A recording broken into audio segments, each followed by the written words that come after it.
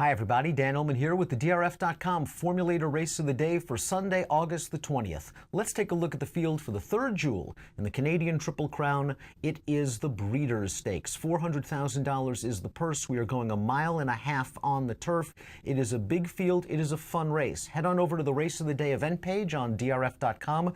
Download free Formulator past performances and handicap along with me as I take a look at the field in post position order. Down towards the rail is the number 1, Conquest Lemon Raid. And I like the way that Mark Casse has gradually hiked this horse up in class, gradually hiked this horse up in distance, and it appears that he's ready to take on the big boys in start number 7. His most recent race was a good effort in the Toronto Cup at a mile and an eighth on the turf. This horse has speed. He was out-sprinted to the lead by a runaway who opened up about 4 lengths, and it sort of put Conquest Lemon Raid's jockey, Patrick Husbands, in a difficult position. He had to gauge when to attack that leader without taking all of the starch out of Conquest Lemon Raid. Conquest Lemon Raid eventually made the lead in mid-stretch, only to be run down late by Final Copy, who's also in this year's Breeders' Stakes. As we take a look at the Timeform US pace projector for this year's Breeders' Stakes, we see that Conquest Lemon Raid is sitting in second, just off the number 10, Cool Cattlemine, the winner of the Prince of Wales, the second jewel of the Canadian Triple Crown.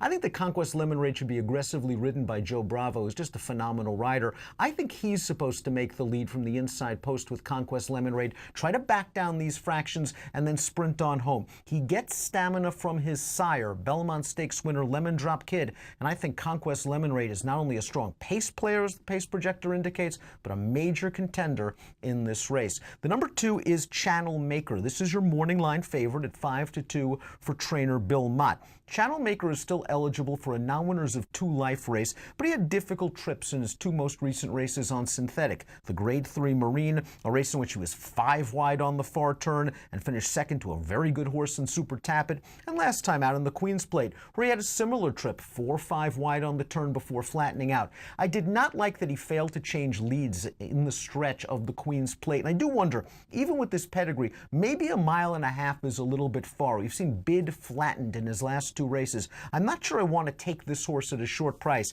as he stretches all the way out. From a speed figure standpoint, from a surface standpoint, he certainly handles turf. He is a main contender. The number 3 is King and His Court, no match for Final Copy or Conquest Lemon Raid in the Toronto Cup. This horse was a pretty precocious 2-year-old. You got to respect any horse that started 15 times at this point of his 3-year-old campaign. To me, this is a horse that needs a little bit of pace to set up his kick, and I think he's slightly better on a synthetic surface. The number 4 is Looking at Bravo. Looking at Bravo made his first start against winners at this distance. A mile and a half on July the 14th. Took a little bit of money that day, sort of an even performance. I thought it was okay, but this is a lot to ask as he's only making his 4th lifetime start. The 5 is Major Eclipse, who could certainly be a pace presence. I think he'll be up close to the pace in his 5th lifetime start. A maiden winner last time out at a mile and a 16th. It was a good, solid performance that resulted in a career best Beyer speed figure. Major Eclipse is by Colonel John. I think he'll be able to stretch out a little bit, and he's an interesting price horse. 15-1 on the line. 6 is Woodbridge, 4th in the Prince of Wales on dirt. I'm not going to hold that race against him. I do think he's slightly better on synthetic, however, than he is on turf. 5th in an allowance race, 3 starts back. Okay performance in the Charlie Barley 2-back, where there was not a lot of pace. He was fanned very wide into the stretch. He was rallying late, and he was only beaten a length. Just not sure where the upside's going to be. He's already started 10 times. Number 7 is Glenn Cairn, who looks like he's getting better, or at least has gotten better, switching to a synthetic surface. When you have a pedigree like this, and this is a really strong pedigree, you have to at least test this horse in a race like the Breeders' Stakes. It appears he's finally getting good. I'm not worried about the distance. Turf, he only tried it once. It was his career debut before Lasix, before he's found himself. I'd draw a line through that race. Glenn Cairn at 20-1, an interesting horse perhaps underneath in single race exotics. The number 8 is Seeking Albert, and Seeking Albert came to trainer Michael DiPaolo.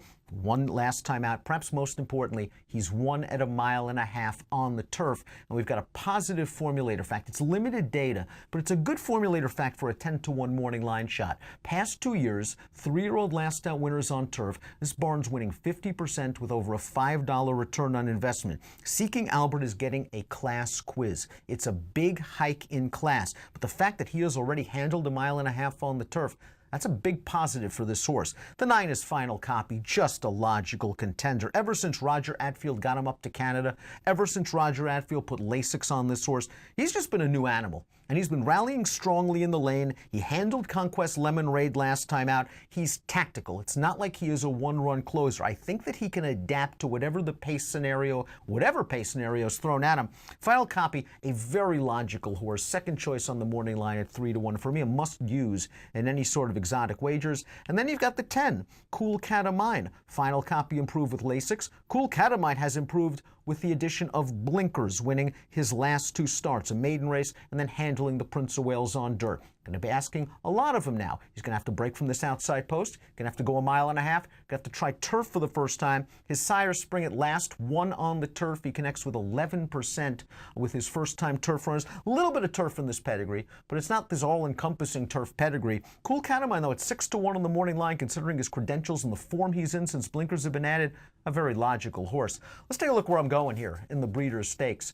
I'm going with Joe Bravo and Mark Cassidy, the number 1 Conquest Lemon Raid. I think he is improving again with each and every start, and I want Bravo to be aggressive from the inside post. Send this horse. If you don't get the lead, at least get a good forward position. Get this horse into a nice rhythm on the backstretch, and we'll see him fire late. I'm going to go 1, 2, 9, and 10 in the $400,000 Breeders' Stakes at Woodbine on Sunday. If you are playing the Sunday Woodbine card from home, and it is a good one, please sign up to DRF Bets. You'll immediately access a $300 cash bonus plus a 10% win place takeout on 10 select tracks all summer long. Head on over to drf.com/take10 for more details. Approximate post time for the Breeders. Race number 8 at Woodbine on Sunday, 4:47 Eastern. Good luck.